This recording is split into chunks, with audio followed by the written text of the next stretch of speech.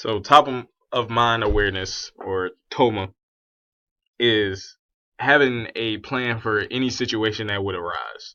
And after what I read through, it was talking about fast food places where if people stop coming, then um would the bottom line fall? Like if they were to lose certain customers, and or if they were to stop selling, and then they talked about how people in Montana hunt and fish, but so people would still be able to get their food.